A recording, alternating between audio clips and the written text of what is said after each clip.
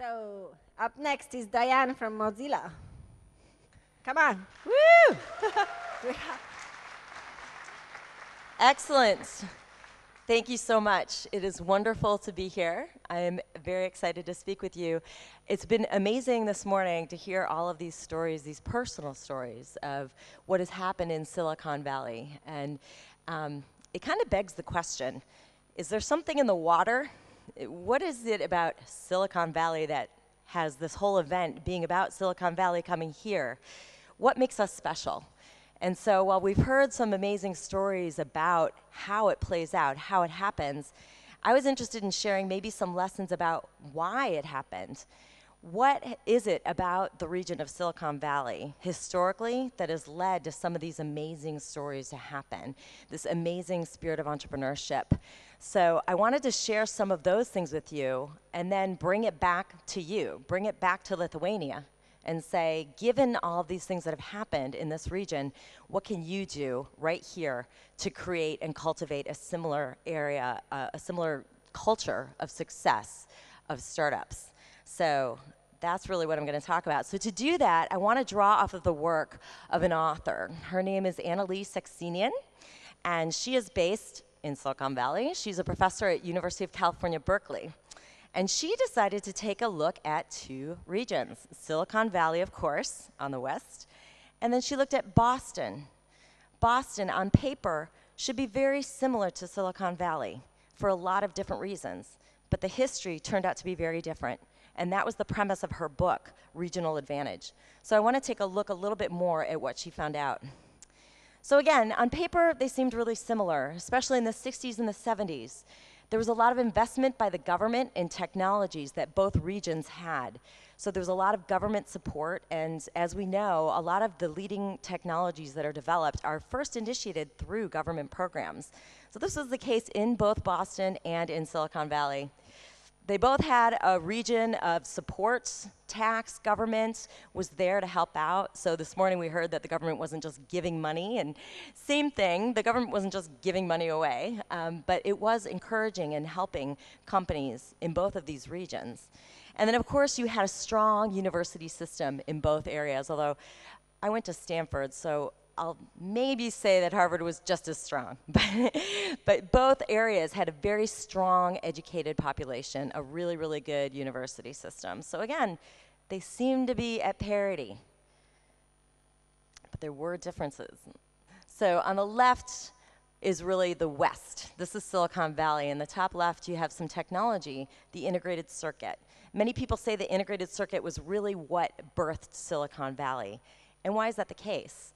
Because so many components, so many technologies that went into the integrated circuit were created across a group of different companies that had to collaborate, that had to cooperate. It wasn't just built in-house at one company. There had to be a lot of exchange, a lot of knowledge transfer. But then in Boston, you had very closed, contained systems. This is a computer from Digital Equipment Corporation, which at one point in time was a very successful computer company, but they were what was known as vertically integrated. So they did everything from the chip, the hardware, the software, everything in the stack of this computer was done all in the same company. That means you didn't have to go out and share information with other people at other companies. In fact, you needed to keep things secret. That was their competitive advantage, was keeping things closed, keeping things close to the chest. So what happened? Well, it led to a very, very different culture. So this VC hero that you see on the bottom left is representative of some of the spark that really led to the openness spreading to other companies in the valley. So one of the first integrated circuit companies in Silicon Valley was a company called Shockley Semiconductor. And it took some of the best talent, the best engineering talent, including somebody named Gordon Moore, and somebody named Eugene Kleiner, I'm sorry. Some of these people were the very young engineers that were cherry-picked to join Shockley Semiconductor. But after a while, they were pretty impatient.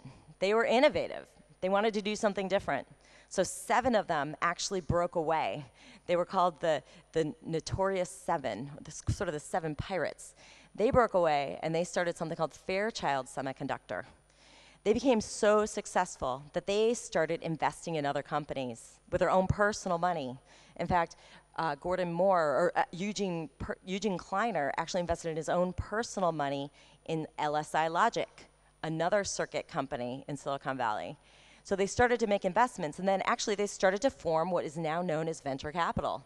It was one of the very early stages of these entrepreneurs breaking off, starting new things, and investing that money in other systems. This obviously required a culture of lots of openness, of lots of relationships, a lot of trust that was being built over time for not only the knowledge to share hands, but the capital, the actual money was exchanging companies, it was crossing barriers. And then fast forward to Boston, it was a pretty conservative culture. This is a Puritan. It sort of represents Boston to many people. So it was conservative. It had a lot of respect for hierarchy, for authority. The idea of breaking away from your company and starting a new company, like the guys at Fairchild Semiconductor did, was pretty radical. In fact, I should mention that Fairchild Semiconductor went on to birth something called Intel, which a lot of us use today. So again, this gene pool of different technologies spreading was really the groundwork for laying what Silicon Valley became, and didn't happen in Boston. So the result, again, was this culture that you were more than just the company that you worked for. This is a great quote by, again, LSI Logic, which received funding from Eugene Kleiner. There are a lot of people who come to work in the morning believing they work for Silicon Valley. You work for the whole environment, the whole culture. That was radical. That was really, really different. So the result is a lot of interoperability. People would go from different company to different company, and it wasn't seen as flaky. It was actually seen as a smart career move to a different company, to get different experiences. And that's because the technology also had to work together. They weren't vertically integrated like digital equipment was. So going from company to company was a valuable thing. It was an asset. If you worked at a different company, you could bring that knowledge, that technology to other companies. You could create new things. You could create things that interacted with different companies, different technologies in different ways. Lots of cross-pollination. This leads to definitely an environment of experimentation, of testing, of breaking through known career tracks, known success paths. The graphic on the right kind of illustrates somebody that embodies this in Silicon Valley today. So one of the earliest founders of PayPal is a guy named Elon Musk. So he started PayPal. He was one of the founders, a money transaction system. After that, he thought, why don't I start a car company? So he started something called Tesla Motors. Now, he's going off into outer space. He's taking what he learned from starting companies and going to totally different fields, because he's got this whole environment of experimentation, of innovation, of testing things out. He's not letting his specific experience limit him, but he's going beyond that, because he's been able to test things out and be successful in this environment of culture, of innovation in Silicon Valley. And then I have to make a plug for Firefox, Mozilla. It's where I am. And it was birthed out of this entire environment of experimentation.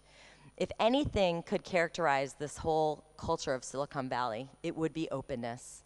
It would be sharing ideas. It would be migrating from company to organization to group. You've got to have a culture of openness in order to do that. And if one thing describes Mozilla and how it operates, it's open. Everything that Mozilla does is shared. It's out in the open. To the extent that we can share what our product roadmap is, what our plans are, what our code is, everything is there. And that drives innovation, it drives improvements, it drives competition in a rate that's unprecedented. When you keep things closed, you limit what people can learn and what people can do.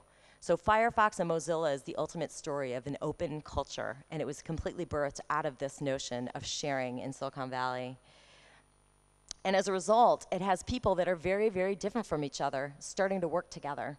So in a closed environment, you may not work with people who think differently than you. But when things are open, all bets are off. It's a meritocracy. The best ideas win. So you want to work with the smartest people, the ones that really can prove they know what they're doing. And it doesn't matter if they're like you. It doesn't matter if they went to the same school as you, if they worked at the same company as you. If they're different than you, but they're good, you can work with them. It breaks down all those traditional barriers and really creates new, exciting things.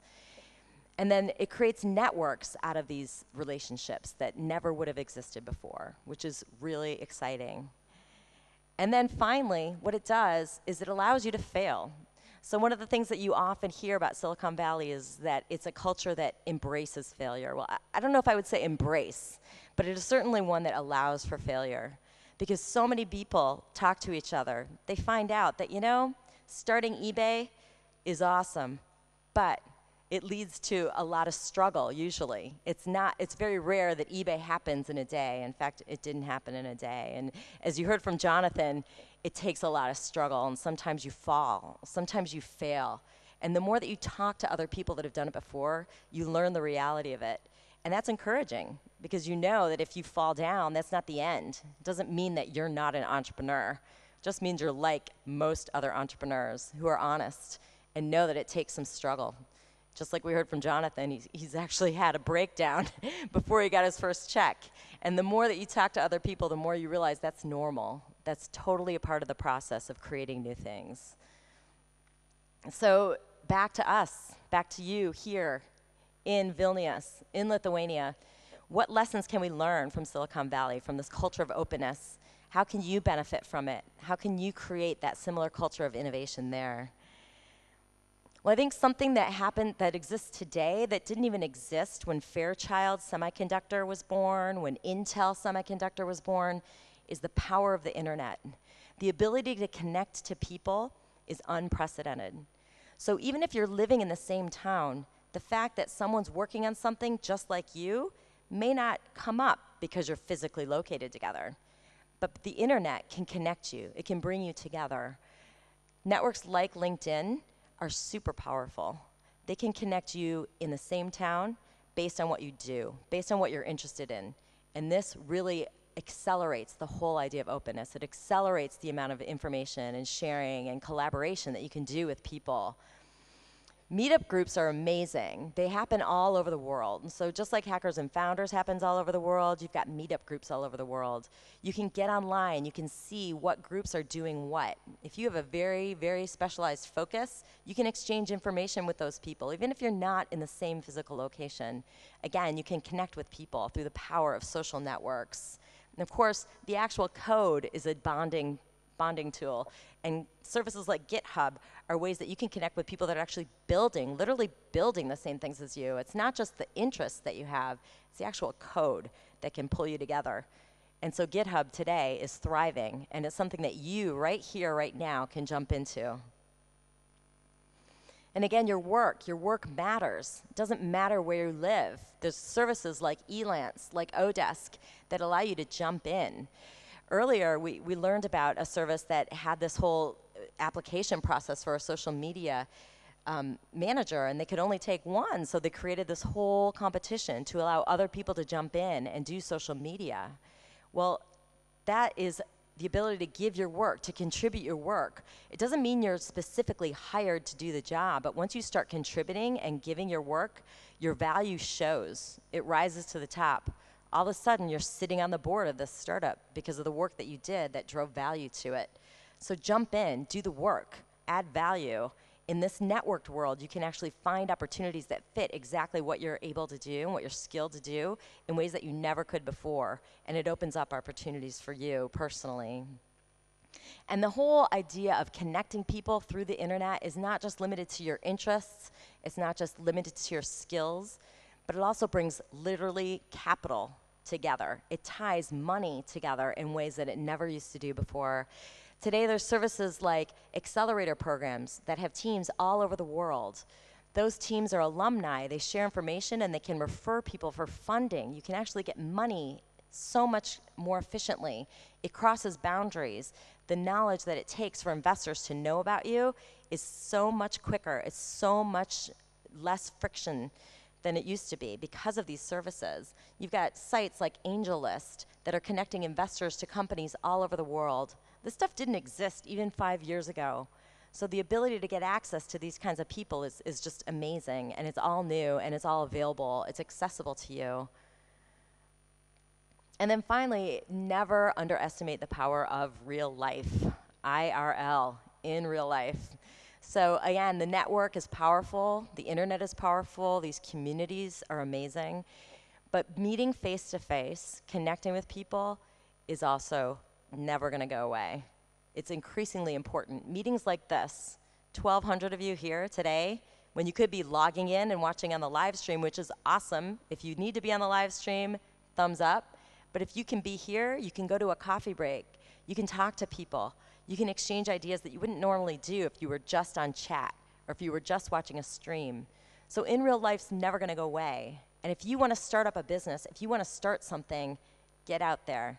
It's just like what they were talking about, the lean methodology of getting out of the building. Sometimes it's not what you wanna do. You're not feeling great. You're feeling introverted. You're feeling shy. Get out there, talk to people. The amount of ideas that you exchange, just even casually in meeting with people, always exceeds whatever you might plan. Sometimes having just a coffee or a beer with somebody without an agenda can be the most productive thing that you could ever do. So get out there, get in real life, go to a co-working space, go to a meetup group, go to an accelerator, go to a hackathon, go to Startup Weekend this weekend. Meet people and exchange ideas. So what are you gonna do to get moving in Lithuania? I charge you to think about that this weekend. Thank you.